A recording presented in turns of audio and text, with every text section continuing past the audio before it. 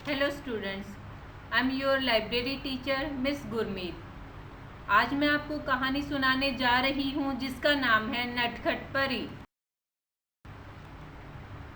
किसी जादुई देश में परियों की रानी रूही का बहुत ही आलीशान महल था। रूही बहुत नेक और दयालु थी। वह अपने महल में रहने वाली सभी परियों का बहुत अच्छे से ध्यान रखती थी। सभी परियां सदा एक दूसरे की मदद करती थी और कभी भी किसी को परेशान नहीं करती थी। लेकिन उन्हीं के बीच मीशा नाम की बहुत शरारती व नटखट परी रहती थी, जो अपनी शरारतों से सभी परियों को बहुत परेशान करती थी। एक दिन दो परियां बगीचों में फूलों को पानी दे रही थी, लेकिन शरारती मीशा उन दोनों के पीछे जाकर उन दोनों की चोटी एक दूसरे के संग बांध देती है। जैसे ही वे परियां अलग अलग दिशाओं में जाती हैं तो उनके बाल खिंच जाते हैं और दोनों रोने लगती हैं। उन्हें देखकर मीशा बहुत जोर से हंसती है। उनमें से एक परी बोली, तुम्हारी शरारतें दिन पे दिन बढ़ती जा रही हैं। क्या तुम्हें पता नहीं क्या करना चाहिए और क्या नहीं? उन परियों की बातों को नज़रअंदाज करते हुए मीशा वहां से चली जाती है। कुछ देर बाद उसे एक परी खाना बनाते हुए नजर आती है। परी को खाना बनाते हुए देखकर मीशा को एक शरारत सूझती है। वह परी के पास जाती है और कहती है, क्या मैं आपकी खाना बनाने में मदद कर सकती हूँ?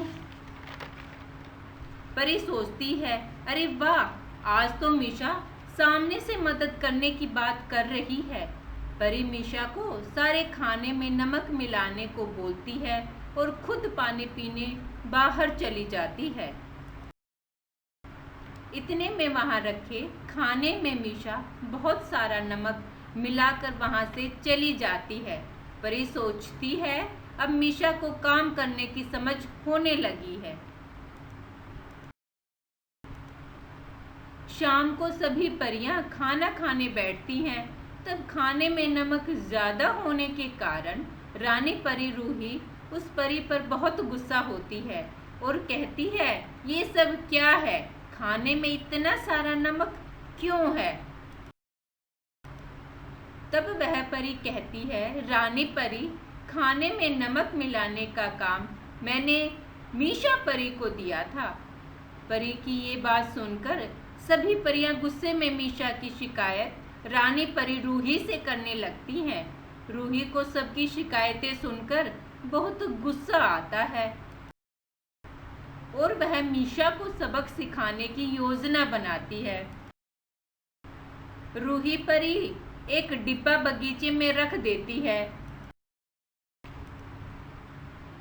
अन्य परियों को आदेश देती है कि ये एक मुसीबत का डिब्बा है, इसे कोई भी नहीं खोलेगा। यह बोलकर रूही परी महल के अंदर वापस चली जाती है और उन्हीं के साथ बाकी परियां भी वहां से चली जाती हैं। लेकिन मीशा के मन में उस डिब्बे को खोलने की उत्सुकता जारी है और वह सोचती है, आखिर इस डिब्बे में ऐसा क्या है जो रूही परी ने इसे खोलने को मना कर दिया है? और वह कहती है, अब तो इस डिब्बे में देखना ही पड़ेगा। और उत्सुकता से मीशा उस डिब्बे को खोल देती है। जैसे ही डिब्बा खुलता है, कुछ छोटे भूत उस डिब्बे से बाहर निकलते हैं और वे सब भूत बाहर आकर कभी मीशा के बाल खींचते हैं और कभी उसे धक्का मारते हैं।